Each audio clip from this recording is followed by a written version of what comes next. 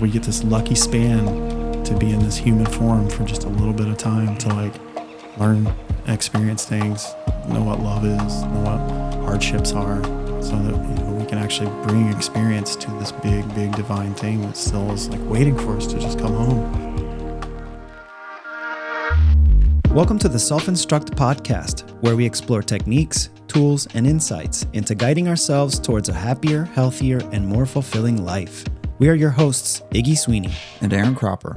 From exploring spirituality, finding life's deeper meaning, managing stress and anxiety, battling depression, overcoming addiction, and more, join us as we share practical advice, inspiring stories, and expert guidance to self-instruct ourselves in every facet of our lives. Ready to find our path to balance? Let's dive in. So yeah, Adam France, you're here. Hello, yeah. Adam France, in the flesh. In the flesh. So of course, the first question that I want to ask you and just kind of put out is, tell us a little bit about your art background and how you got involved into tattooing, and then, that'll lead us into some other subjects. But well, I started tattooing in 1994, 1995, completely illegally. Indiana, where I lived at the time, didn't even allow tattooing until 1997. That's crazy. I didn't know that. Yeah, so it was happening. My dad was a tattoo artist all through the 70s and 80s and early 90s and stuff. And he still tattoos. He just had a little bit of a break there with some prison time, things like that. Okay. So, and then about the time he went to prison in 1994, I went and found a bunch of his equipment and turned that into tattoo equipment. I was just working on myself and picking things into my own ankles and stuff like that, And it was like 2000 or what? Yeah, I'm in the 2000s now, still in my head, but the 90s, like so long ago. So it was like 96. I started tattooing my friends at one of my buddy's birthday parties, and I just remember working super late on this top hat with a skull with like the Cruella de Vil little cigarette thing. You remember that piece of Flash? Oh, it's kind of like similar. For sure. Skulls with top hats, kind of stuff. And I had this homemade machine that came from a bunch of junk from my dad's kit with my old train set switch to turn it off and on. And he didn't even have foot pedal. He just would always make his own stuff. That's so cool. I was like, oh, bootleg. Even some of the stuff I took out of that kit, I was like, what does this do? Yeah. Where does this even plug in? Does this attach to that? Is this do I hold this whole big thing? He just had so many weird, primitive things that he was, just bikers just tattooing off the back of a bike, Yeah. And so I cannibalized what I could out of it there. And working on my friend that night, I started realizing that I didn't know what I was doing. Working on my own legs and things like that. I was in private, and I had this time to myself to really get it done however I felt without any pressure, and having that many people at a birthday party. And I'm working on the 16-year-old kid that, and I'm 16, and it's at his house on his arm at his birthday, and it took me 4 hours or more to do this little teeny tiny thing. And I just thought, this sucks. I don't want to do I'm doing this wrong. I don't want to ever do this. But over the course of that night, I had so many people at the party, it's like underage drinking, all that kind of bad stuff going on at the time, everybody's like, well, I'm next.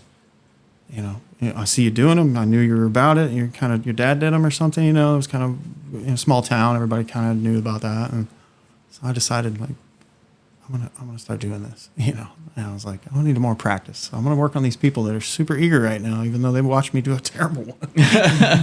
And I just started working on my buddies after that. I'm like, all right, I'll meet you after school and we'll set up the kit with all my junk and get going on you, And then just through that, I started getting my hands on better machines and cooler stuff, and just realizing that some of the things I was using was a little outdated.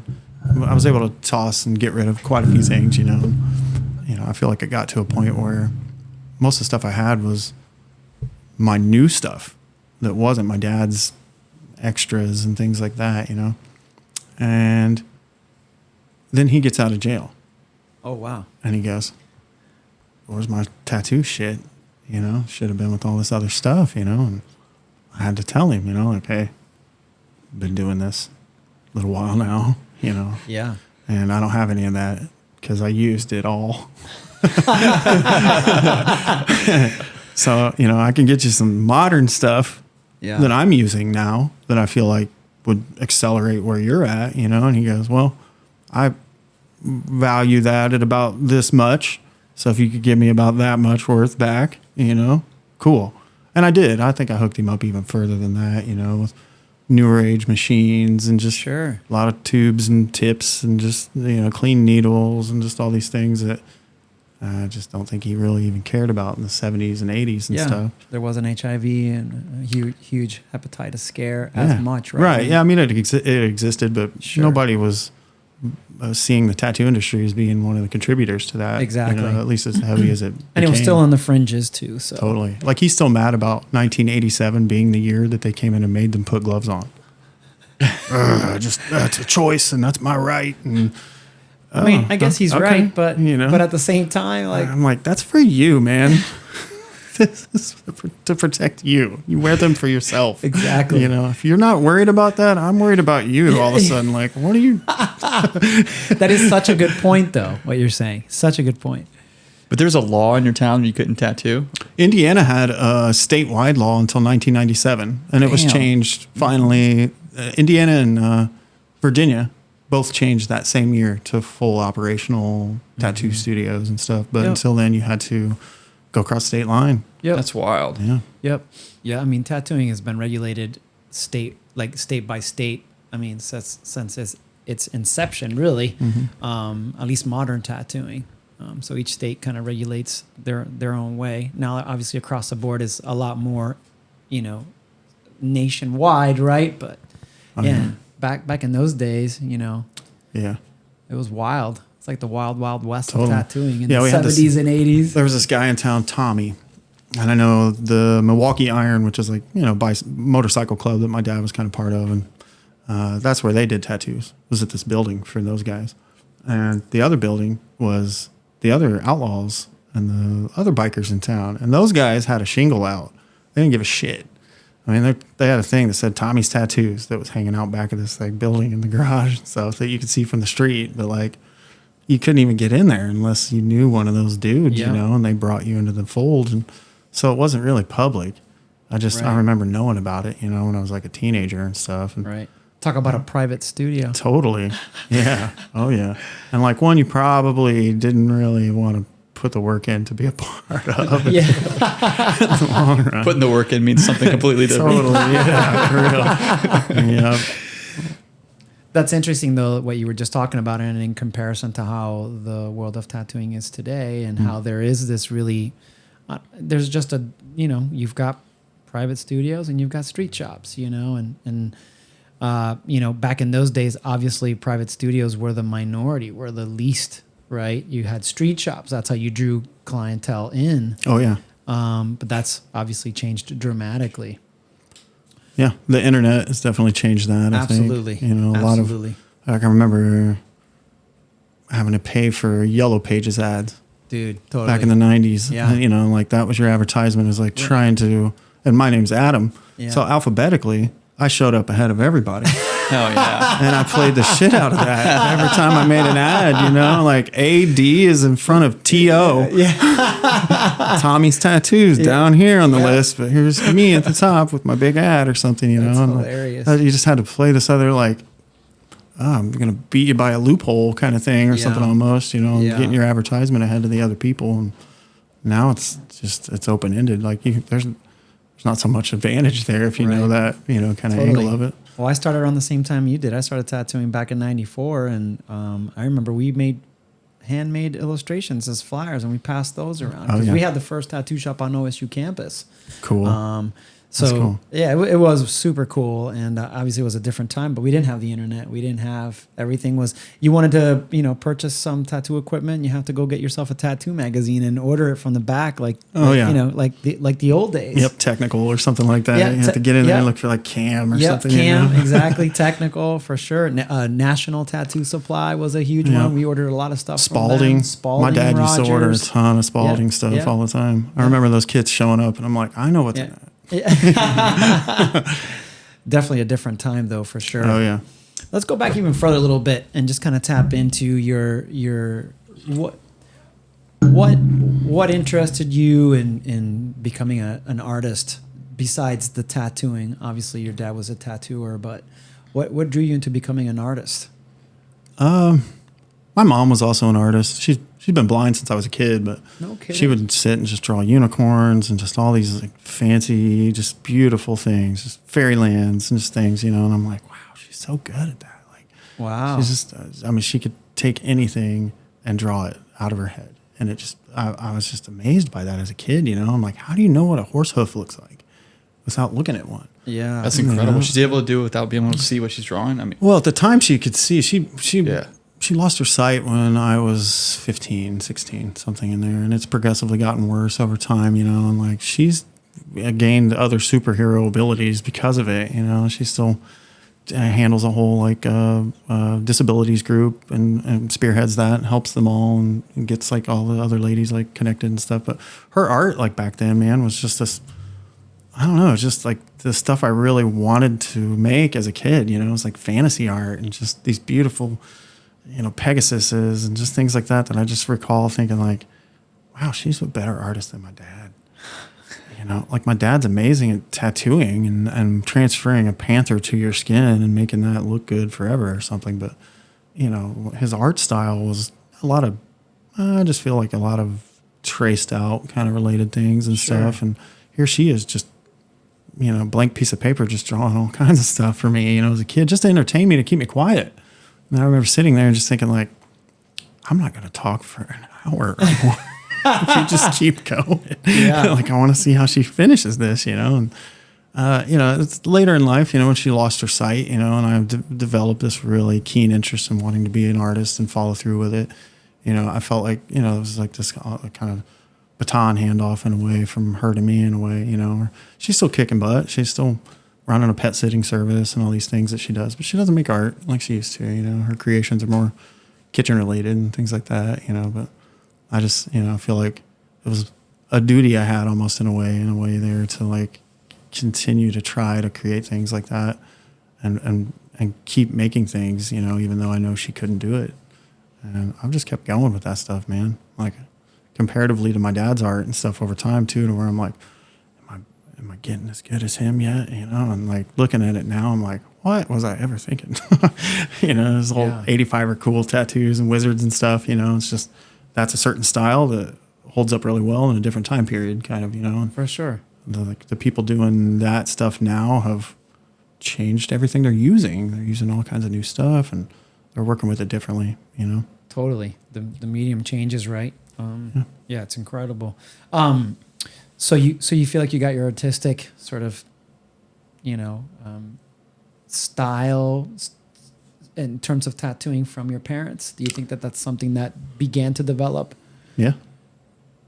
Yeah, I'd say like they, and art teachers. I had a couple really, really awesome art teachers in school. We were pretty poor, man, like growing up. I mean, like trailer poor, in the middle of the country. Our neighbors hated us. There's a lot of just white trashy kind of turmoil and stuff going on that we just couldn't avoid, and it was stuff that, my dad would instigate at times to see the neighbors just stress out over something, and they're all in, $500,000 houses around us. And then we're here in this acreage with a trailer with a bunch of dogs and guns and tattooing and bikers and stuff, like I just, I wanted to make more art, but I couldn't afford supplies.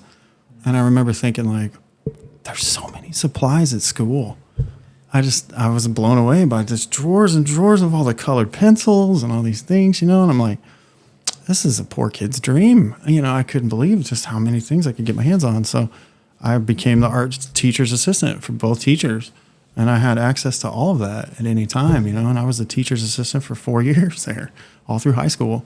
And it kept me to where I had access, but I also was able to help other kids. I was able to kind of learn a little bit faster from the teachers at times, because I could pick their brains. Sure. And, in a private setting. And it just accelerated different things with me, like stuff that I feel like I would be still hung up trying to figure out art-wise. And I see other tattooers kind of at that level of like almost like a roadblock right now because they haven't had that type of discussion or instruction in any time in their life. They just got into tattooing and they're doing their best, and now they're trying to branch out. And Of course. that art ability hasn't been honed well enough in certain angles, you know. It makes complete sense. I see it all around me as well. Even with myself, I see the same thing occurring after so many decades of tattooing and seeing the way that things are shifting and changing, and then not necessarily like trying to keep up, but I'm still trying to evolve as an artist. Obviously, There's so much to learn still. You know, that's the Dude, thing so too. Is much. like you never give up on adapting and learning No new way. ideas. You know, and like No there's way. so many new approaches to tattooing right now that, you know, I'm trying to take seminars. I'm trying to work with people that are 20 and 30 years younger than me right now. You know, Totally. in ways where like I know they know something about the approach and the method and the speed of their hand and the machinery they're using, the way they're Totally. doing it that I don't yet. And for many, many years, I've just not learned that in some way. And I want to learn those things, you know? wholeheartedly agree. Absolutely, regardless of age, right? That's Yeah. not the point. Oh, right? yeah. Skill is the deal, you Yeah, know? totally, Like, man. I don't care what your age is Totally. or any other thing about you, honestly, man. Like, Totally. how awesome are you at this craft that I just love and have so much passion for and want to continue and see myself continue and also be able to, like, wield more facets of it at any given moment, you know, where I don't want to be just pigeonholed into just being the biomech guy only forever. I've been seeing that in You your know? work lately, though. It's definitely been shifting Branching out a in little different bit. directions. Yeah. Columbus has got a lot of really awesome variety for choices on It- tattooing. It sure does. Yeah. It sure does. A lot There's more so stuff many coming at me. talented artists here. Oh, yeah. Definitely. And, you know, from my angle, I guess on that was more the clientele angle, like how many Yep. diverse choices I get out of just being able to like pick and choose a cool idea and work with a client that like doesn't want biomech, but does want something that I can like really wrap my brain around and, Yeah. and do a good job for them still, you know? That's amazing. That's such a huge part of what we do, isn't Yeah. it? Oh, yeah. To cater to the client. Yeah. So how did you transition from doing like parties and stuff like that to an actual shop or? Well, I started working at a place in Florida. I took off to Florida around like maybe 2000. What am I saying here? 1999 or so. I made it to Fort Myers. I started Okay. tattooing down in Sean Z's shop. It was Pleasures of the Flesh was the name of the studio. Awesome. Yeah. Sounds like a strip club. It definitely had some, you know, it's kind of triangulated between a few establishments like that, you know, right over off of like Estero and, you know, that area is, you know, kind of still, I feel like is kind of seen as one of the partier kind of nightlife zones of town and stuff. But For it did well sure. for tattooing. We had a lot of business, a lot of people coming through that were just, you know, on vacation. You know, they're like, there's 60 of us on a bus right now. Can you do a palm tree on each of us? Yeah. You know, and you're Yeah. like, sure, line them up. Let's go. go. You know, and they're like, okay, well, half of them also want a navel piercing, and the other two over here want a tongue ring, and you know, it's just, I mean, there's so much business back then. It was insane, and Yeah. it just, how dare you not spend your noon to 8 or later at the studio because you're going to really make a killing, you know? And that was it at 50%. I'm paying half of everything I make at the end of every day to Sean and his as a partner at the time, this guy Nate, and respectfully, I had no problem with that. I'm like, dang, I'm still pulling $1,500 days and stuff here, you know? Like, this is insanity, man. Like, you Totally. know, what 18-year-old, 19-year-olds, you know, making $2,000 a day in, you know, the end of the 90s. And then, you know, I'm also like, you know, going to the local establishments, things like that, and just getting drunk and going out to the beach and stuff a lot. So I'd wake up in the morning with $30. You know, I'm like, well, back to work. Yeah. Trying to get it back. Yeah, know? It's just like, woo, Yeah. woo, woo, Yeah. up and down all the time, you know? And I'm like, It was a lifestyle then, though, too, right? I mean, part of it was a totally. lifestyle. Oh, yeah. For sure. Different. That's Just so wild. different now, man. It's like, you know, I feel like I've calmed down so much, I wouldn't even dare do this kind of thing. Age will do that to you. Yeah, oh, yeah. And experience, obviously. Yep. And, you know, having done it already and knowing that, like, you know, I don't need to do that again. I know what that ends like. Yeah, how it ends with an empty For sure. wallet. Yeah, absolutely. Yeah. A lot of want in the morning, and that's about it. Yeah. Man, tattooing has changed so much. I know we keep talking about that and kind of going in circles about it, but it's true. It's crazy how much it's changed. One thing that I feel like we experienced at Hell City this year, obviously we're taking the podcast there. Dude, I was so in awe with how willing people were to be open to speaking about how they feel tattooing and art it spiritually binds them. It spiritually,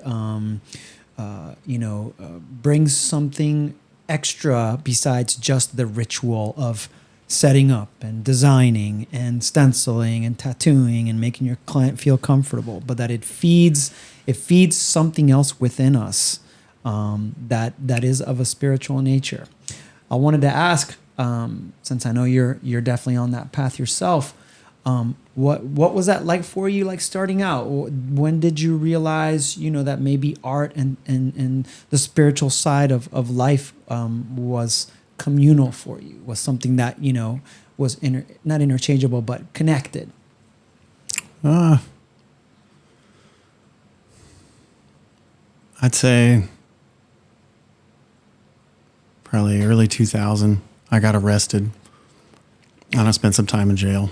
And I realized that if I stopped doing all the shit that I was doing, stopped hanging around the turds that I was hanging around, and just focused on tattooing, and if I just gave it everything that I had, it would pay it back to me.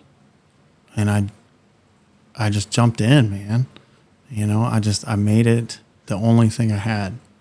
And that's really all I had. I felt like, I got to a point where my mom even was just like, you can't stay here until you get your stuff figured out, You're just coming in and out and doing a bunch of crazy stuff, and your little brother's here, and just, things I was oblivious to because I was just caught up in, different types of, enabled addictions and things like that. I thought I was just wielding the world in a different way, and it took me detoxing in there and realizing that, like, tattooing had everything I needed. It had all of it. It would give me everything if I just stopped being this other entity and abusing it and just making art out of it and becoming this other thing, and like just turning it into something productive and creative instead of destructive for myself. That's amazing.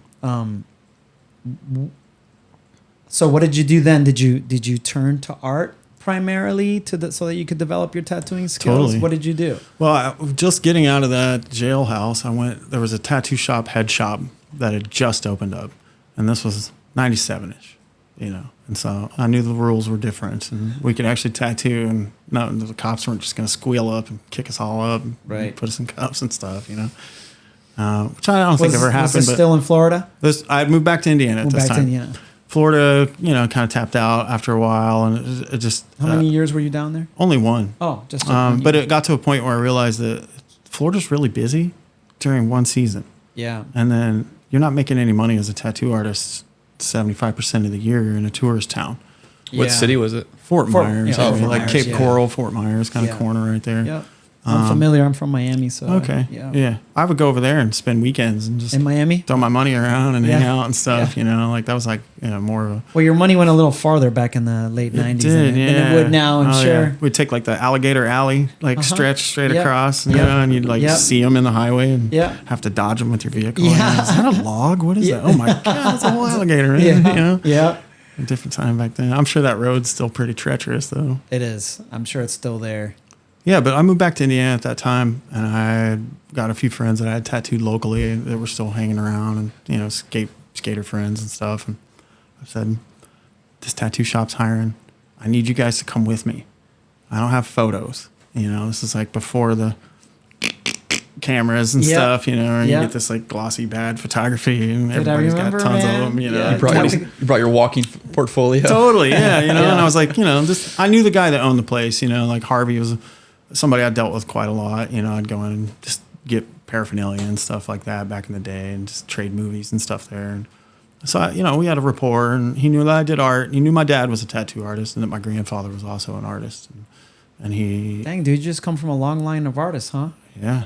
I didn't know that till today. Oh, yeah. I had heard that your dad was a tattoo artist, but I didn't know your mom was. Yeah, my grandfather on my your dad's mom was side... just an artist, obviously. Yeah, my grandfather tattooed from 1952 to 1979 when he died. No shit, And he was in the World War II South Pacific Seas area, and he worked as a bell diver. So his job was like to go down and snip these like cables Wow. and make like the floats of the mines go up to the surface, and then Yeah. somebody would retrieve them up there and drag them off to the middle of nowhere and blow them up. Wow. You know, and him and this other guy would just Super dangerous oh job. Dude, my gosh, seriously? insane, man. Just like so brave, really. You know, Wow. stuff that like, and then he wouldn't do anything for 8 or 10 months on a boat until they encountered something else like that. So in the meantime, he just tattooed people on the boat. Wow. He was, you know, just an on-site artist. He'd pick stuff into people for years. Is that your there. grandpa on your father's side? Yeah, Harold. That yeah. would make sense. You pointed to your hand. Is that something related to it? Derb did this on me like years Oh, ago, okay. but that's my grandfather's bell helmet. Oh, that's cool. That's so awesome, dude. Yeah. To have that kind of meaning. you Yeah, know? super cool. Yeah, I mean, Yeah. I know a lot of people don't get tattooed as much with that kind of meaning, but people still do. But that's like really hits home. Yeah. That's crazy. So, was there an experience or turning point that profoundly shifted your perspective or direction in life? Yeah, you know, I had a few friends that passed away around the time of me coming back to Indiana, and you know, people that I had done a lot of tattoos on. You know, some of my bigger body of work, you know, was on one of my friends, Eric, and it got to a point where, you know, he just was doing terrible stuff, ended up passing away, and I just thought, like, dang, you know, like, I didn't take enough photos of those awesome tattoos that I did on him, let Yeah. alone, you know, I lost my friend, and Of course. the ability for him to, you know, be around and see the success of things and where things were going at the time and stuff, you know, and he helped me so much in those first early days to get things going and help, you know, build out some of the earlier studio and stuff like that. And I just, you know, him and another friend of mine that also had passed away around that time, I just thought, like, I got to really, like, try harder here, you know, and I got to give it a little bit more than just, like, making it by and doing, you know, just enough kind of stuff, you know, and, like, good enough is neither good nor enough, you know, and, like, that's something that, like, you know, really stuck with me, that my grandfather, you know, passed along, and I just feel like, you know, I've That's a always solid tried. quote right there. There's a quote. I know, Hey, right there. You want to use that one? Yeah. Good enough is not good enough. Good. What it is? Good enough Enough- is neither good, good nor nor enough. Enough. Yeah. I love that. Yeah, like- me too. It's man. just like settling, you know? It's like, I don't know. I just don't like using that. Yeah. No, I mean that's such a great way to like kind of like set a bar for yourself. Not necessarily something you would put on other people, but right, like that's something to like those are words to live by. Yeah. I mean, essentially. Yeah. Yeah. Nothing I would really place any expectations anywhere else on, but, you know, I Right. hold a lot of expectations to myself, you know, things that I prefer to stay silent on a lot of times, but it's a comparative order to how I was yesterday sometimes. And as long as I'm, you know, doing a little bit better than that, I'm doing good. Yeah. You know? I mean, it makes total sense. What first drew you towards a spiritual way of life, and how has your understanding of that path evolved over time? Well, my mom was really, you know, I come from a Mormon Oh, really? family. I didn't know and that. a biker family.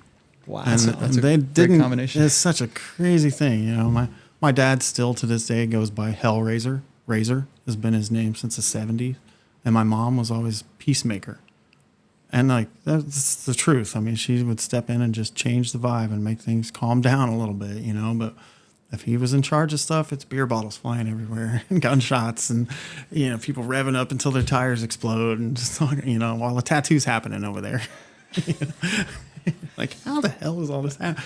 My mom would come in and, like, literally at times I've seen her step in with a shotgun and change the vibe in the room, and everybody shuts the heck up for a second so she can make an announcement.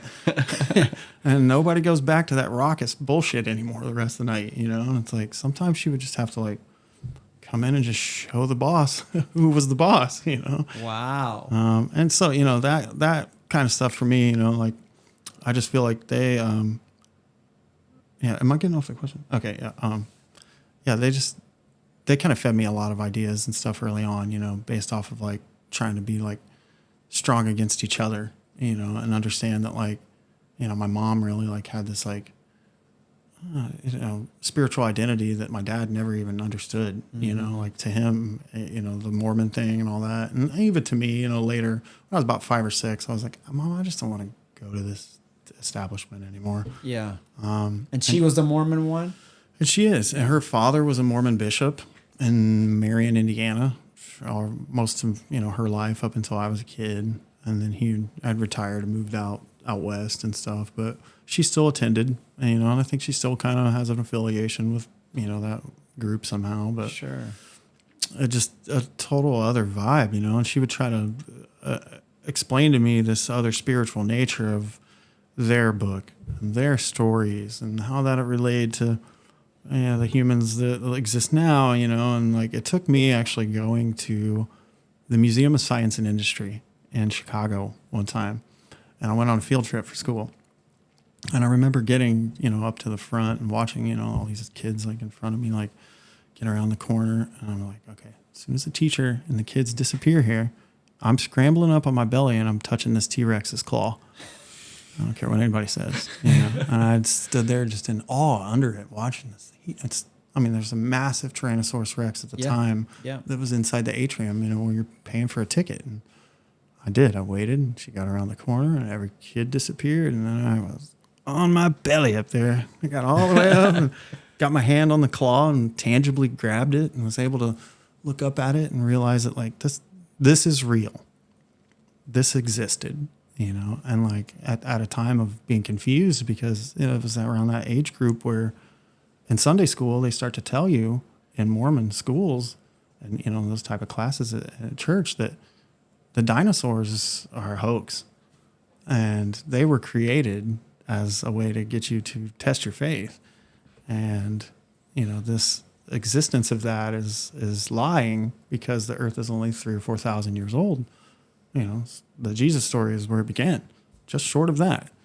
And anything else is a bunch of BS to them, and like they're trying to brainwash me at the time into thinking that. And I had this little dinosaur toy in my pocket from that trip, and I thought, this, I take it out and I show the teacher. But I touched it, and these existed, a long time ago, longer than you're talking about, sure. In the hallway. You go out there. We're waiting on your mom now, And so that was the last straw. Like she was just like, you don't have to come anymore. Yeah. I get it. Like you're getting too smart for your own good here. Starting to see that like this, incomprehensible in different ways, For sure. It's a narrative that's being fed, obviously. Yeah, and I love a good fairy tale, man. Even as a kid, I was all about some fantasies, but that one just didn't line up to me, especially where like, my science teacher in my school is taking me to a place and showing me different facts about the history of this planet and things like that, and I was like, there's somebody's bullshitting me here. Right. Who is it? Right. And I think it's these people that keep calling me brother. That's hilarious. So, I cut loose of that. And for me, I've been on like this inquisitive thing ever since. It's a lot easier to believe something like that, I feel like. And that's something I've learned, now at 45, still trying to figure out what the truth is out there. But I know at this point what it's not and what doesn't apply to certain things. Let's lean in a little more with what you were just talking about. I mean, what an interesting way to be raised and to grow up and then to discover what you were just talking about, like what's fact, what's maybe fiction, but how does that apply, and how does that apply to like the spiritual side of yourself? It's a constant search, like if you don't early in your life accept one of the narratives, you're going to go crazy pursuing what the possibilities could be. There's so many that exist that, it's easy to wrap your brain around one or two of them, or an aspect of this one or that one, or the golden rule, or whatever thing you want to pull out of each and cannibalize and make your own big pile of values and ethics that you're going to work with or something, but like in the end, those are all man-made structures and ideologies that still to me doesn't resound with something divine. And I'm still seeking the divinity of those false narratives, outcome, and what the storyline leads to doesn't give me anything tangible, and I've had other experiences in my life at different times where I've seen more tangible, relatable things that have eased my mind at times. Do tell. Things involving going from, stuff in other countries, different ceremonies involving, different types of, awakening type of moments and things like that with my own spirits, and Sure. being able to come back with a fresh understanding of who I am and where I'm going with things, and like why I want to pursue things like that, why I'm crazy about wanting to figure it out, and like I went through a phase for 10 or 15 years there where going to South America over and over and over again, doing all these types of ceremonies and different types of different shamans, different groups, different people, different cultures. And, just you'd be surprised how big of a difference the ceremony in Ecuador is from the one in Bolivia. Yeah. How different those are from the shaman that I dealt with in Colombia, Sure. and like what each of them kind of did for me at different times, but each time it gave me this little tidbit of understanding that like for my whole life, I've always thought when you die, and if you have a chance, it's probably in your best interest to just, say, hey, sorry, Jesus. I'm repenting here for all that time, that thing, and screaming at that lady at the fucking gas station, or I got road rage that one time, and here we are with this problem. And I'm sticking to these like deals that where I was a bad person or something, and I want to buy my way into heaven here by saying this one last apology, Repenting. and like Repenting. that's out there, that's in quite a few different cultures, that if you get the chance on your last second there, or leading into that, like do your best to try to make amends with God, whatever that is to you. And my first, ceremony, it showed me that I was wasting my time by believing in that and thinking that like that was that there was any other ticket to this beautiful place that we all go to. And then when this life is over, that you are required in some way to use your primitive language that you've learned in your living existence to, ask forgiveness, to work your way into some place that you're already going to go to. We all go back to it, and it was like, don't fool yourself into thinking that you don't get to become this again. But please, because that is like going to be your biggest hang up, is thinking that like your whole life is based off of like this apology scenario that might not ever happen because you could just wink out in a second in some other manner and you didn't have a chance, and then now you didn't get to apologize and now you're dead. Yeah, so what happens then? It doesn't exist for, that chance isn't there for everybody. So like, why would that be the only way to rectify things at the end of it all, and it was just so relieving to wake up from a scenario like that and see that like, I didn't have to be only thinking of that as the primary option, and like it just, from there I've had a few other ones, that have given me these other kind of revelations about self and how I treat others and how I've been treated in my life and how I prefer to be treated in my life, things like that, Totally. So, yeah, and I don't recommend that stuff for everybody. I feel like at the time I started really investigating it and going into it, I was working with a lot of really profound artists that utilize chemicals and psychedelics and things like that on a regular basis, and were using it for their art. And I wanted to excel my art also, and get to a level where I felt like I had made it to this peer group that I was always seeing just a little bit beyond myself in some way, and I was like, if that's the way to do it, maybe I should try. And it wasn't, it didn't teach me those things. It didn't give me any of that stuff. It almost made me more confused in a way, because now I know that there is something else even more vast and confusing and divine. And it's none of the things that we have in these books. Right. Or necessarily any of those rituals and experiences either. Once again, those are all man-made exactly composites of what they think the way to get there is. Exactly. This is your vessel. Right. But at the same time, like there are so many ways to get there, right? Totally. There's so many ways. I've found in the recent years that meditation really helps me. Yeah, totally. And We're big breathing advocates for routines it, and things like that, Mm-hmm. getting myself into stuff like that. I can reach the same spaces. I can also exist there longer by choice without having this like fleeting moment kind of chemical based problematic stuff that, is not ideal, and, right. And then you're dealing with the fact that you've really placed a poison in yourself in some way, Sure. any of that stuff. So Sure. meditation isn't that, you know. So you've had those divine experiences through meditation? Yeah, even like to ones where like, you know, I've seen some of the same territory in places where I'm like, oh wow. Like I remember one time popping in and out through another process and realizing that like, oh wow, the whole other side of this universe is like the Taj Mahal. It's Wow. beautiful here. Yeah. There's these temples and pillars and structures and just glorious, glorious architecture. That, I mean, I would just walk by and touch things and be like, wow, how's the surface of this place like built out of these colors? Just, you know, and then I'm back in my body, you know, like, wow, oh, okay. And then through meditation, I've gotten myself to the same places and been able to explore it differently, like to where I can command things and move and change stuff and like make it my own vibe and like bring stuff up in front of me in chasms and walk on stones to another spot and watch the stones fall behind me and just cascade to the floor again. I mean, like more control over it than I've ever had, you know, where I'm like, there's something awesome there. And like, you know, we're all going to go back to it. It's Sure. just, we get this lucky span to be in this human form for just a little bit of time to like learn, experience things, know what love is, know what hardships are, so that, you know, we can actually bring experience to this big, big divine thing that still is like waiting for us to just come home.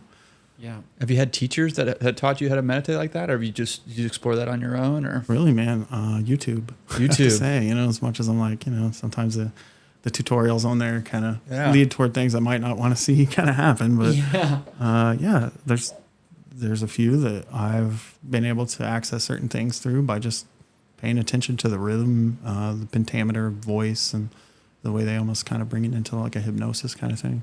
Have you ever done any meditations with the Akashic Records? Have you ever heard about the Akashic Records? Yes. Yeah.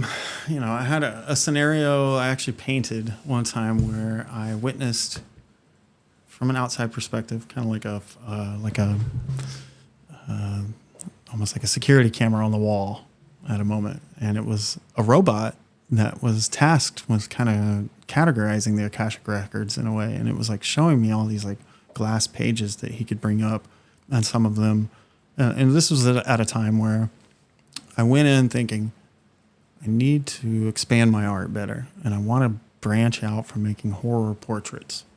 And at the time, you know, I had built this notoriety for Chucky heads and you know, Jason masks and Freddy with his bloody glove and, you know, all this stuff that, you know, and at the time I was really into kind of Paul Acker's kind of creepy art and that kind of stuff, you know, and I thought I'm really going to just pump this because I had a lot of people coming to me and, you know, in the Midwest for that. And you know, I was like, I don't want to always make this stuff, you know, I just want to kind of branch out and through the Akashic Records experience, the robot pulled up these glass pages with teal designs and imagery on them, and then it would go through hundreds of them in seconds and then find one that was relevant to me and then let me see where one diagram could be expanded into a robotic biomech arm and how it connected to the muscles and what pieces and parts like fused and worked well with the elbow if it was to bend. And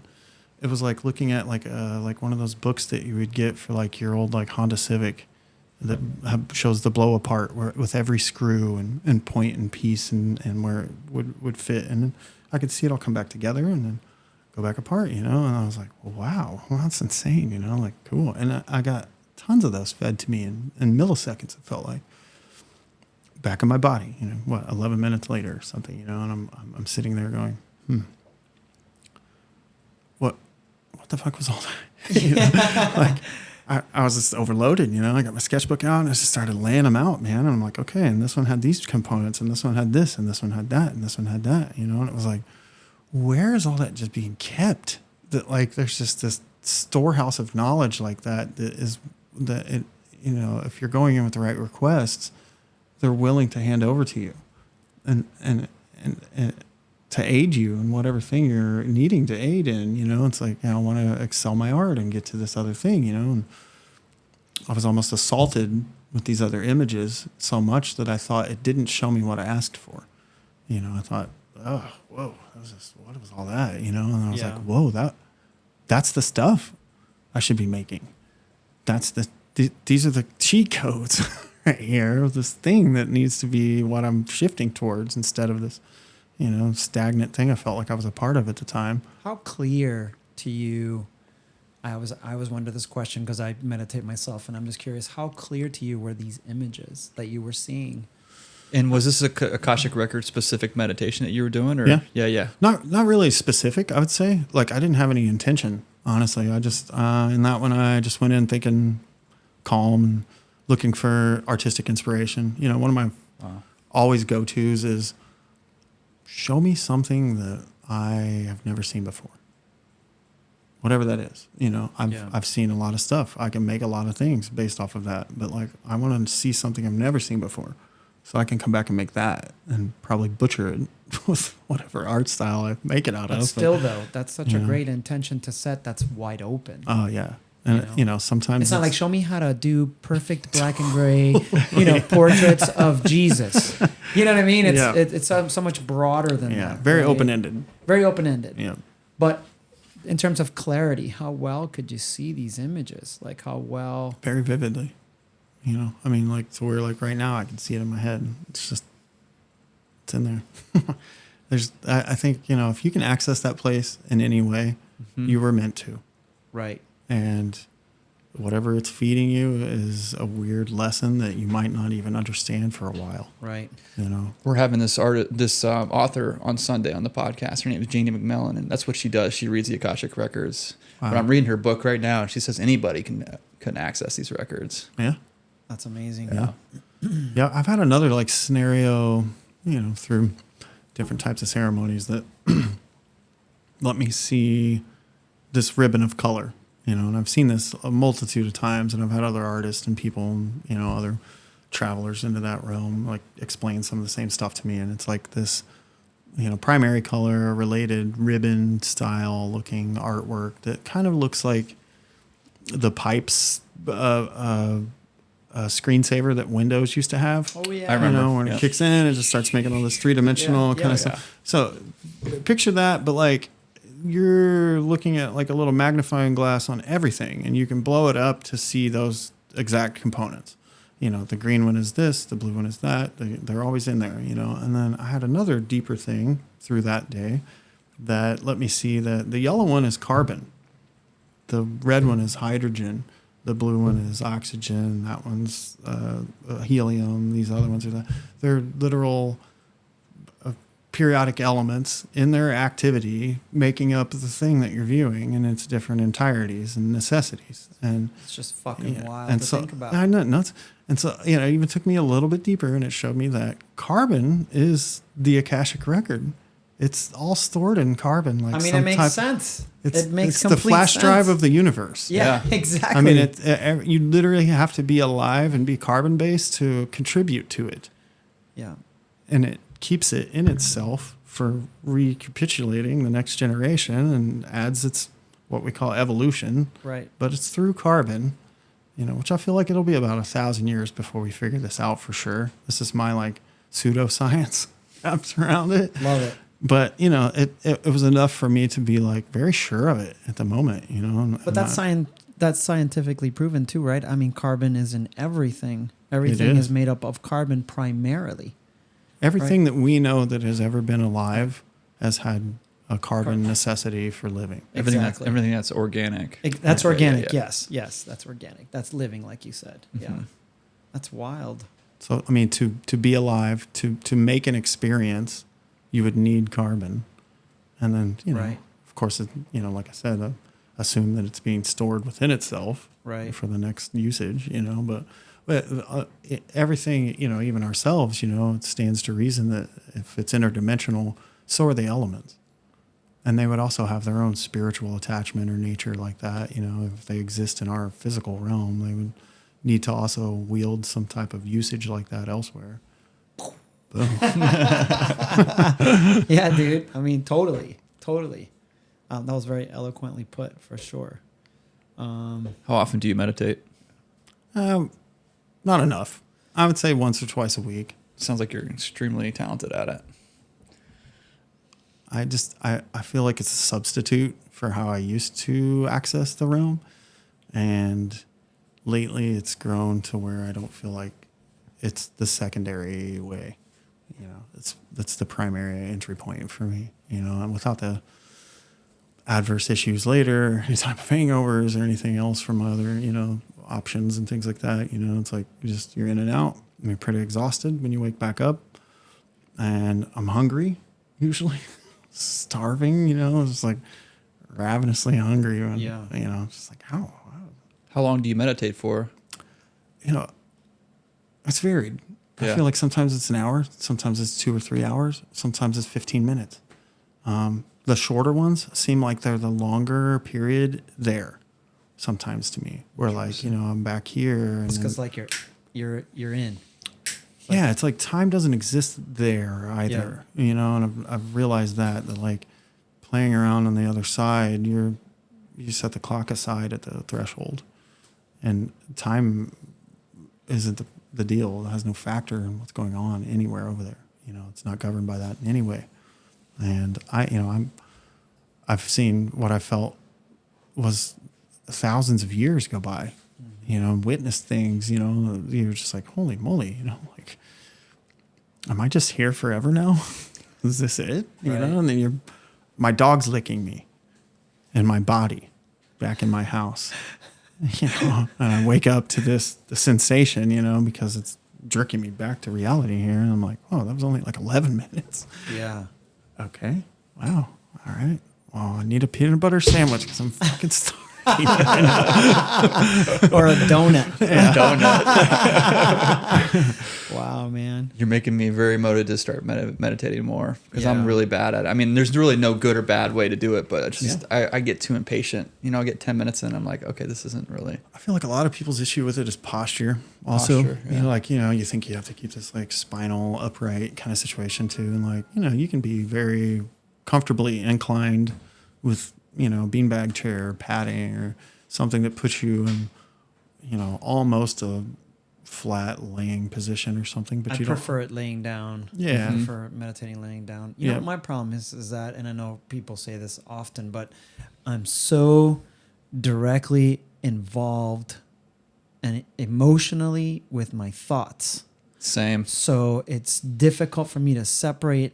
Yes, I can watch them go. I can watch them come and go, but I'm like, it's so hard to separate that emotional connection to them so that as you're separating and creating that sense of space between you and your thoughts that provoke emotion to allow, right, whatever entryway you're trying to reach. It's just for me, it's just few and far between, unfortunately. Well, I don't know I've if had it's somebody like unfortunate, explain but- it to me like where the same thing. Thoughts are clouding the mind. Yes. And you're thinking, this isn't going to work. Yeah. What am I doing here? Right. I'm That's just sitting me. there, Can't get away from this thought process. Yeah, I I just can't stop thinking about this or that. Can't calm my mind. my hips hurt sitting like this. Yeah, And just all yeah, these things, and it's like, fix that, adjust that, and then go back in there. And then those thoughts are going to be there. They're still zooming around. And what you need to do is look at the gap in between them and jump in there. And So what do you mean by jump? Well, just knowing that, like, your brain is going to allow you to bypass those like a saloon door and push past those thoughts and go between them, go beyond them. Like, think beyond what you think you are at the moment, And that's so strange to think about, because we only are what you are, but It makes perfect sense what if you're you're saying. sitting there with your eyes closed, you don't have to be anything except what you're feeling at the moment, and like that's your spiritual exit at that point.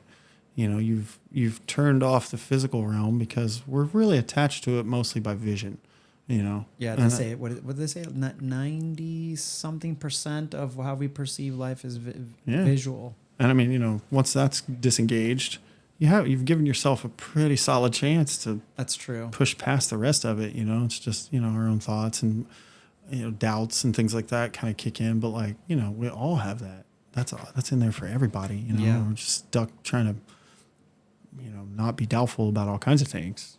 Sure. So I know for me, I remember the first time it ever even worked, and I thought that was scary. you know, I was in and I was right back out immediately because I was like, no way. Like, what the fuck? You know, and like for me, the first time I ever made it to a meditation point, it was like this weird, like a cloud, Monkey King kind of cloud city kind of thing or something, you know, where I was just like up above everything and like kind of just zooming along and shit. And I was like, what is this, China or something? And I thought, poof, wow, back in my body. And I was like, okay. What did I just do? How did I do that? You know, and I couldn't remember for the life of me. Like, did I just kind of nod out or what was I actually thinking? Was it because I was thinking about something specific? And then, you know, it took me a few more tries. Well, I'm talking like months of trying until I finally was like, oh, wow, I was able to kind of maintain being in that setting without jumping, like being almost scaring myself back, you know. And you're doing this without guided meditations most of the time now? Or you started out using YouTube, like guided I don't really need meditations? any help anymore. You don't, so you just do it without, you just do it on your I own. just put my own kind of select tracks and stuff on. I like specific artists, Anugama, Anugama, and a lot of his stuff really resonates with just, you know, kind of a longer meditative process. He's got a few that are related to like the zodiac, and I'll play the one for like Aquarius. Well, you know, it's just. Are you an Aquarian? I am When's actually, your but birthday? you know, February 18th. January 20th. Nice. First day of Yeah, Aquarius. you're right on the end of it there. Yeah, the beginning of it actually. Yeah, Yeah, on the cusp. Yep. Wow, fellow Aquarian. That's Nice. awesome. Do you feel biomechanical art has a spiritual or energetic language to it? Oh yeah. It's a very peculiar language. You know, it's very different, based off of a lot of different aspects. You know, a lot of very unique type of things. You know, going on there. I think, you know, the stuff that it comes from. You know, we kind of really hold in high regard. You know, Hans's art, H.R. Geiger's art. You know, just kind of the godfather of all of us, really, and understanding what that type of stuff can look like on a human and wrapped around, you know, the human or alien-esque kind of anatomy like that. Just inspired so many of us, you know, like so many. I mean, it's just, I've seen really, really amazing versions of it. I've seen just butchered, crazy, weird jobs of it too, you know, but you can totally tell where the inspiration came from. Of course. Like, what the base, you know, like push was to try to create something there, you know. I remember, you know, my dad's a tattooer and he would have all these old tattoo magazines and stuff in the 80s and 90s. And I remember these magazines in the 90s coming out, Tattoo Flash and Tattoo and these other ones that got really, you know, big there that were spinoffs of the Paisano publications, biker magazines and stuff like that. But Tattoo and Tattoo Savage and those really hit the, you know, the front line there on a lot of like the magazine sales and stuff where I was like, dang, they got tattoo magazines? Like we're like, that would be up with like Playboys and Penthouses on the blacklisted bags and stuff at the top if they even had that stuff, you know. And you're like, oh, I see the word tattoo peeking out up there, you know. Like, cool, you know. And then, you know, all of a sudden it was down in these other levels and stuff. And my dad had a bunch of them laying around because, you know, he thought like if he had stacks of tattoo magazines, you know, not only would it inspire you, you know, I feel like we all kind of had them in tattoo shops back then, big racks full of tattoo magazines. Totally. And you know, he also would trace things out of them, stuff back then, you know, just tattoo ideas on people. And, you know, so some of the pages I remember like flipping through and there would be these like ballpoint pen pressure marks, you know, around like an eagle's wing or something, you know, where he's like laid it on like transfer paper and made his thing out of it. You know, like, oh, that's weird. Did they ship it like that? You know? I was a kid, so I didn't know. But I remember seeing Guy Atchison's art in one of those magazines. And I just thought, no fucking way, man. There's no way that's a real tattoo, you know? I was like, that looks like a place. Like I could put my hand into it or be a part of it in some way. Like you could store something in there and come back to it and there's a little corner you could pull it right back out of again or something, you know? And I remember showing it to my dad and we both stood there and just all for a minute flipping through that article and he goes, this isn't real. These aren't real tattoos. He's like, don't be fooled, son. You know, there's no way. Like, there's that's what we're saying now with AI. Oh, that's totally. That's not real. Yeah, you know, well, you know, and I hope like, you know, we're starting to get better at detecting like the ones that, you know, aren't actually tattooed, you know, but a lot of that stuff floating around. But yeah, he was just in awe too. I think to a level where he was like, "There's no way, tattoos don't look like that." He's like, "It just," and he had all these reasons why it wasn't going to be there and all this stuff. Well, 10, 15 years later, I was at a tattoo convention, and the guy that was in that magazine was walking around, and I was able to look at the tattoo, and just a client, and still at the time had never met Guy Aitchison, and I got to see the tattoo up close, and I mean, to my memory, it looked exactly like the photo that was in that magazine, still in the living flesh, and I was like, you can do this kind of stuff, and it does really stick, and it looks good, and it was many years later still that I had decided to branch into the biomech style, and even attempt that stuff. But, I've just always held it in this weird high regard that it's like this fringe kind of angle of tattooing that doesn't really receive enough notoriety for how just cool and different and specifically like unique it is. Totally. It's like this, like, there's even memes and stuff about this where like there's the traditional guy and there's this, and then they're all like in their prom dresses, and then there's the little weird little brother in the back eating Doritos, and he's the biomech guy, it says, in his pajamas and shit. Like, everybody else is like all posing for the photo, Right. It's like all the, known styles, and here we are over here, with this like, yeah, you Weird. get it or you don't, man. Like, I don't know. It's not so much like that anymore. There's just a lot of people that have really done great work to make biomechanical something that is recognized and is judged at tattoo conventions now. Yeah. And, there's a category for us now. Yeah. Where, just the hard work of Guy Aitchison and, Aaron Totally. Kane Aaron and Kane, all those yeah. guys, like, Dino and just people back then that were even doing like these like undersea kind of coral biomech looking things and Right. just stuff like that,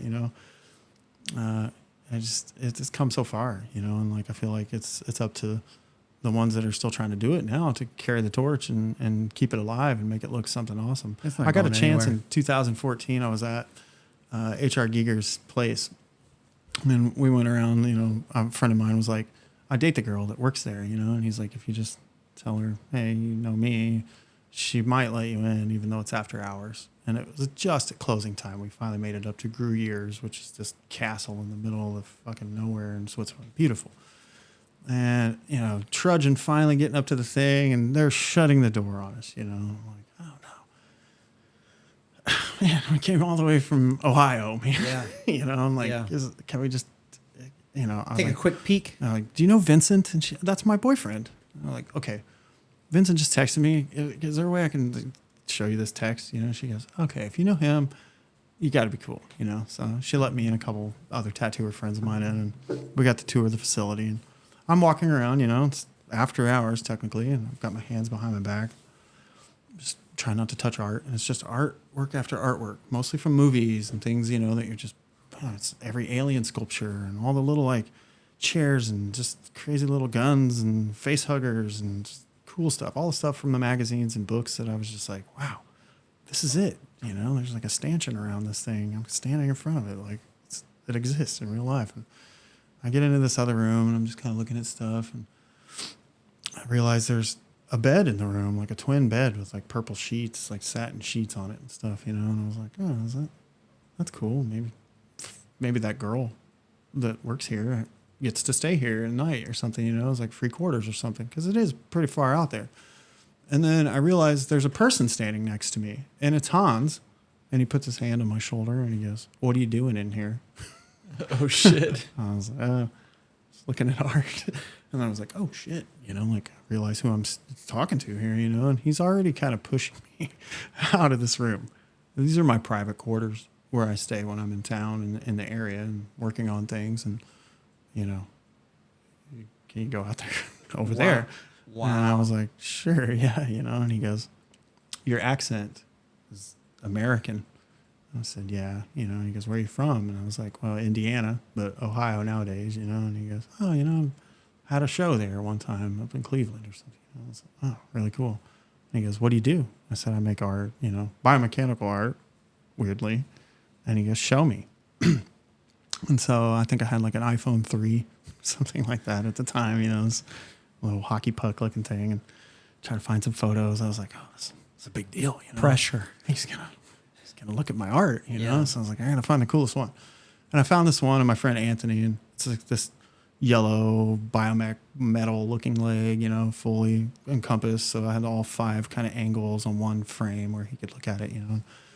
He gives it a good look for a second, you know, and he goes, well, you kind of do what I do, but you just make it colorful and pretty. I said, oh, thanks, you know. Yeah. And he was like, oh, have a good one. Just hand my stuff and shoot me back out, you know. All right. And so I come around the corner to my friend Weston, who was with her, and he goes, where were you? You know, and I was like, bro, I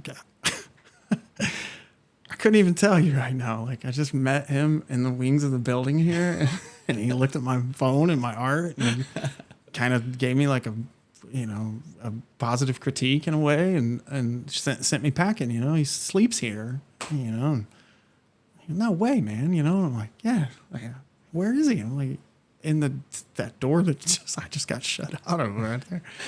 But you can't go in there. Yeah, I was like, I swear he's in there. Just you can't go. You know, so I got to leave. It's just this. Wow, you know, he saw my arts, and you know, I feel like that's such a weird thing to have come like full circle from like really being obsessed with some of his creations early on, you know, to getting to like have an audience with him just for a split second. And it was 3 months later he passed away, something like that. It's so crazy, and his legacy will live on through tattooing. Like I was saying, I mean, biomech isn't going anywhere.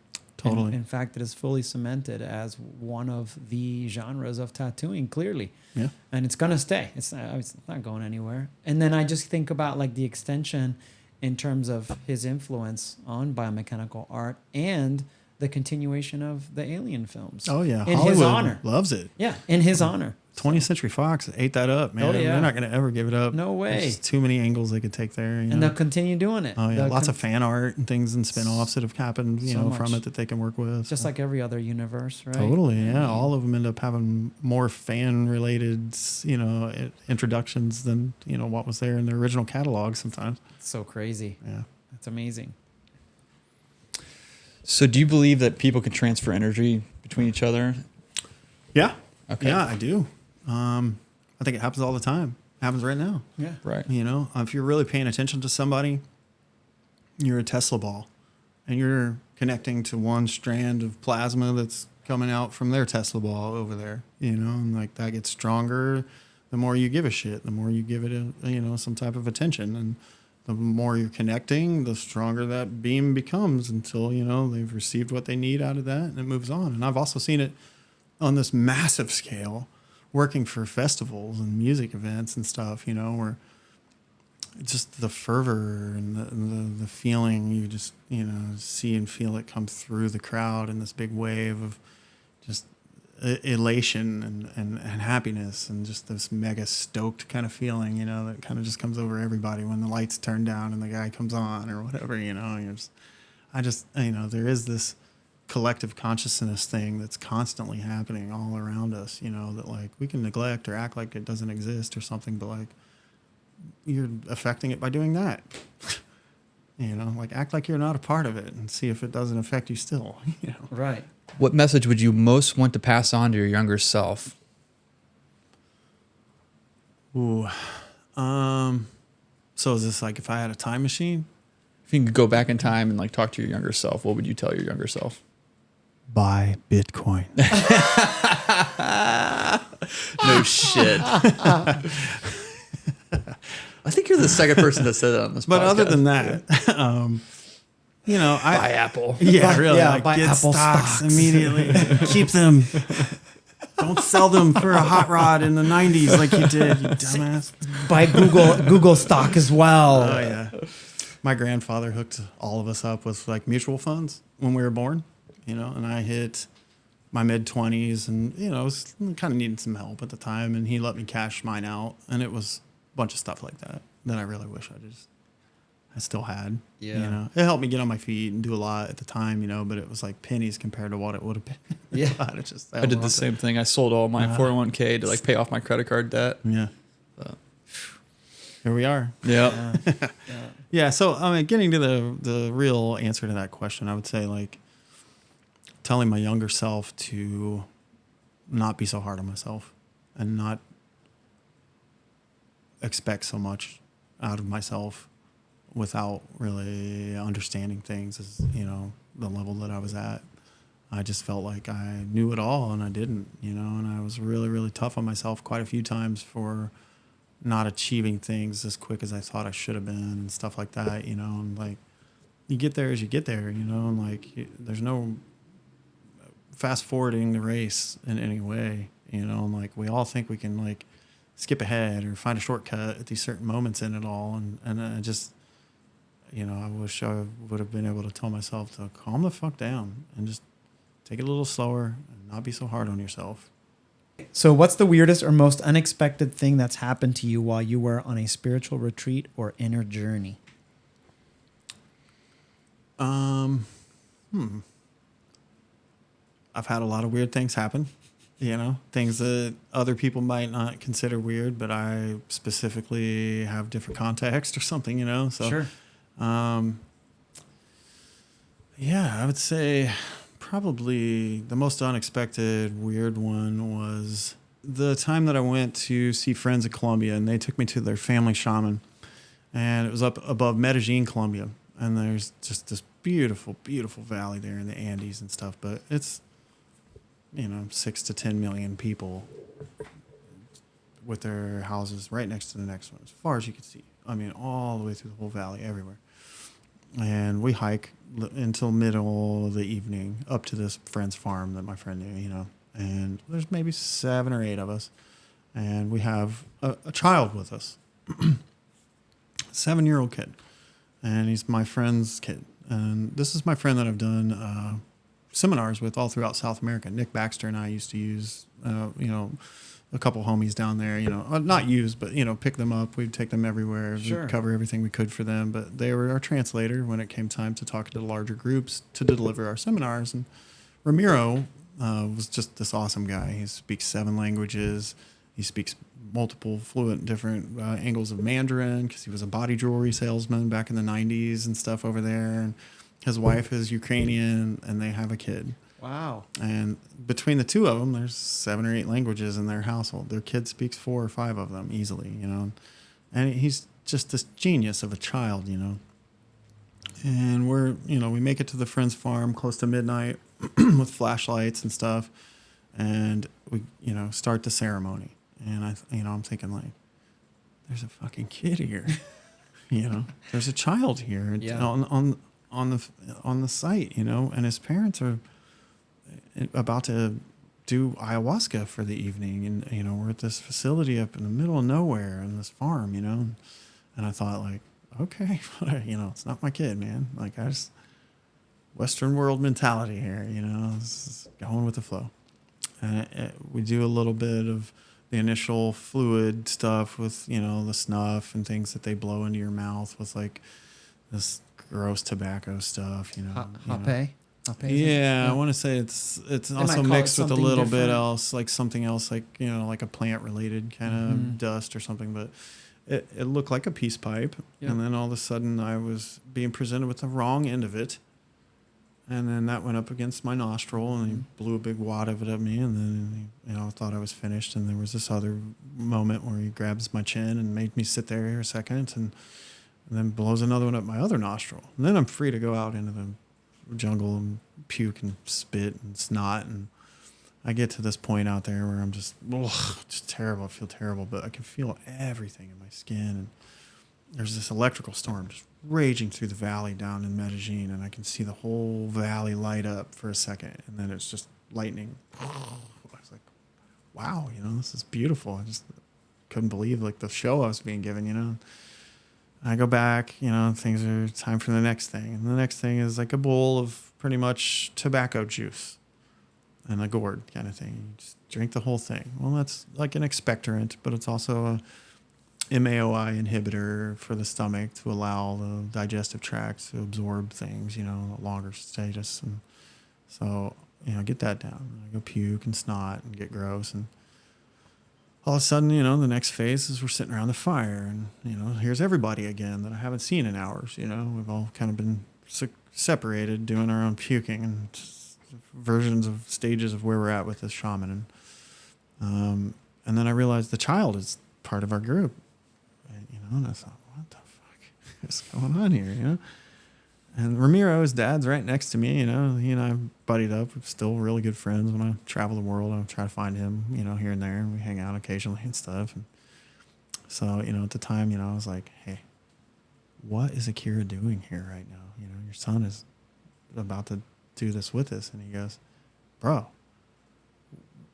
at what age would you like to figure out everything about the universe? When you're like in your 30s and the world's already beat you to death with a bunch of its influences, or like, would you like a little bit early on to like understand that like none of that really was to be taken that seriously, and that, this is the truth of things. And, and I was like, is that, what's the legalities, I guess, of that? How does that work? And he goes, we're his parents, and this is a country that allows shamanistic medicine. We choose what we want our child to be a part of, like there's no rules against it. And he's just like, calm down, American. Like, it's not what you think. It's okay, And so we have this insane night. And I have a moment where the shaman came up to me in the middle of the evening prior to the, ingestion of anything. And he waves his palm around my temple and the side of my head. And he goes, in Pescadero Spanish and stuff, he speaks to my friend and tells him, hey, man, or Esperanto, excuse me. And he goes, this guy's been injured when he was a kid. And tonight he's going to have to kind of relive what caused it. Is this your friend? Is this your American friend? And Ramiro's translating as best he can, but he's still trying to really pay attention to the guy. And the guy's like, yeah, you got damaged when you were like 4 years old. And he says tonight you're going to understand what happened there. Is something you might have blocked out, or whatever, It's, what? I don't know what you're talking about, no recollection of that. The whole walk up to the farm, I'm just thinking like, what? Like feeling my face and stuff. Like it was really specific, right in here. And so during the ayahuasca situation, I have this moment where it flashes me back into time, and I see this moment at 4 years old where I was trying to reach up and climb up on something in the bathroom to get my hands on something that I shouldn't have been messing with, like in the medicine cabinet. My dad, who's, kind of a cruder, older dude, biker kind of guy, comes in and gives me a backhand whap off of this stool thing that I was kind of tippied on, and I flippy-dooed into the tub, onto my face, and it cracked my orbital. And I saw it like a Jet Li movie where they zoom in to like the bone breaking when the fist hits it, X-ray style, and it showed me where my orbital was off on one side inside, and it just healed that way my whole life, and I just never addressed it. I just, as a child, I think I assumed like I was doing something bad, and and I nursed my wound and just went about my life or whatever. But I just, my dad was pretty, brutal and kind of crude at times like that, and just nothing I really thought of otherwise ever again, And in that moment, I had this black salamander of an entity crawl its way out of my esophagus, and I could feel its feet and claws and like amphibious liquidy surface of itself choking me on its way out of me. And it like something, the size of a shoe, just big bulbous fucking frog salamander thing. And I watched it crawl out of my mouth while I'm gagging and spitting and trying to breathe around the thing. And it hit the dirt and turned around and hissed at me in the dark, and then ran off into the dark, all gross. And like the rest of the night, I just had these waves of white mandalas just slap me into the ground and make me feel loved and cared for and happy, and like this trauma that I just had bottled and left in myself for so long was finally gone. It was so different. It was like this exit of something that I felt like spiritually and physically was still attached to me somehow. And so in the morning, we're all still hanging around, and, I'm walking around this field, which is full of cows and stuff now. And here's the kid, and he's feeding him carrots. And he's like, hey, you want a carrot? I'm like, sure, I'll feed the cow, like we're just in the fence with the cow. And I give this cow a carrot, and I'm like, oh, I wonder what this child experienced last night, like what happened with you, man? You did some too. What was it like? And he goes, it was awesome. It showed me that when I see little bugs and beetles, that I need to pick them up and take them back out to safety instead of stepping on them because their family's going to miss them. And I just bawled my eyes out, man. I just couldn't deal. I was like, wow, what a beautiful thing, What an amazing lesson to learn at 7 years old. I mean, I know full-on adults that still stomp a bug and laugh about it and shit, and just don't even see the life and the beauty in something alive like that. No matter its size, it's still alive. And, Totally. It has essence just like you do to be here. It's just, you don't like it in your space. Like, okay, well, go put it in its own, but put him back where he belongs, man. I just thought that was so awesome, for him. And I talked to his dad about it the next couple of days, when I was staying there. He's just like, he blows my mind every time, man. The stuff he says is just these things that just make me realize that, I need to be a better person too for him, and, that was before I ever had a child. Those things are things I've tried to teach my child to where, he's so thoughtful about that stuff, and he's never had to do that chemical or go to a ceremony like that, but I received that type of instruction on my own enough to teach him those things and to where he doesn't have to make those type of mistakes, and just, those type of lessons are in there and available sometimes. And then if you know how to apply it to your life, that's the benefit, really. I was gonna say, isn't that the point, right? Isn't that the point? Yeah. I mean, if not, it's pointless. There's a lot of, the festival community kind of went through this phase a few years ago with some of the artists setting up retreats in different countries involving, those type of things. And there was a lot of sinister, nefarious dealios that went down a lot of times due to male-led, endeavors that women were taken advantage of during situations and stuff like that, and it hit the culture. And that. What do you mean by festivals? Are you talking about just music festivals or art festivals? So through the music festival scene, there's been a lot of live painters and also seminars and things delivered. Oh, gotcha. Yeah. And because of that, there's a foothold for that type of community to kind of recruit people that want to come to these type of retreats and things like that. Sure. There's umpteen of them all over the Pacific Northwest right now. Before she and I moved back, we're like, whoa, there's one up the street right here that you look it up and it's just some old lady named Karen that, has her hands on some stuff that she's brewing up and serving people and fanning them with stuff, at her house and things like that.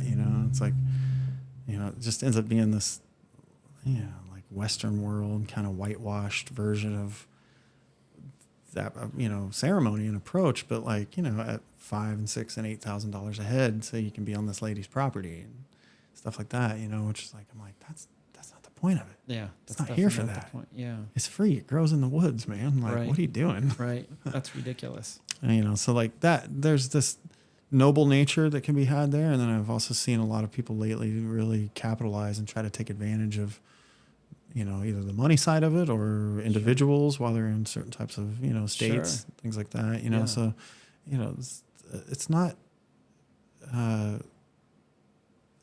there's not enough really understanding or regulation for like how it should be administered to others on this side of the hemisphere, Right. And the people that are trying to like introduce it to others, I feel like are, at times utilizing it in nefarious purposes or for monetary gain and things like that, which, dude, it should never have that attached to it. Right. Like it if you're trying to put some Earth IOU printed dollar in between you and that experience, there's already something in the way that's not going to allow you to receive what you need out of it, or like you're going to get sold some angle of it that like, leads you to capitalist commerce land in your vision or something like that, What is the Baymax doing here? All right. Well, I think we've reached the segment that we like to call the breakdown. The breakdown. So as I mentioned, we do a breakdown segment, and we just ask our our guests to come up with a quote that they're willing to break down and just talk about what that quote, how it impacts their life in a positive way and what they think of it. And I think you've already mentioned it. I think we did it. McDowell, your bitch. That's definitely one, but that's not the one I was referring to. But anyway, so yeah. Yeah, so good enough is neither good nor enough. Yeah. I like that one. Yeah. It makes me try a little bit harder to, just achieve things a little bit further than just half-assing it or seeing things like complete it okay until tomorrow and then I'll draw the rest of it before my client gets there or something like that. You know? Right. It's like, just finish it now. Yeah. Finish it while your heart's in it, while your head's in it, while you're feeling it, while you've already got your hand moving and things are going, like get it to that level where it's not just good enough. It's fucking awesome. Yeah. It's ready for tomorrow. There's no thing except, presenting it to them and getting it going, and whatever else, Right. You don't have to half-ass anything. It's true.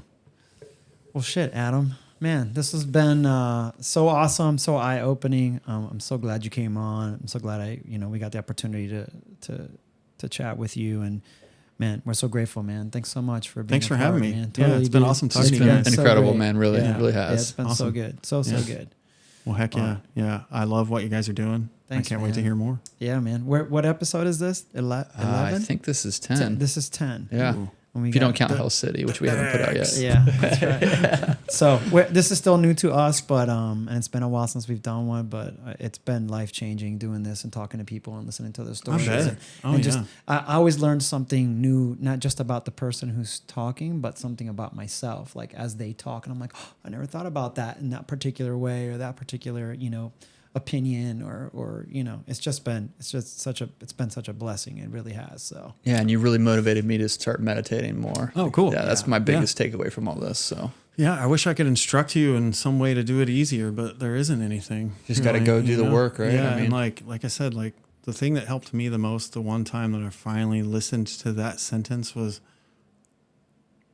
delve between the thoughts. Disappear out between them like that, they're everywhere. The words are flying by, the thoughts are going through, but like find the gap in between and get the heck out of there. Mm-hmm. I think that's really good advice. I never thought of it that way, to like try to slip in between the thoughts, like somehow. Because to me, it's like a movie reel. It's like the game Frogger, like you're the frog, and Well, the thing about the Frogger game, you didn't put the cars there, you put those words there. Right. You can navigate that. Yeah, that's true. That's a good point. Yeah, that's true. man, what a great episode. I know, man. Heck Seriously. yeah. Thanks for having me. Yeah, thanks for being here, man. Absolutely. Till next Thanks time. for being here. See you next time. Later.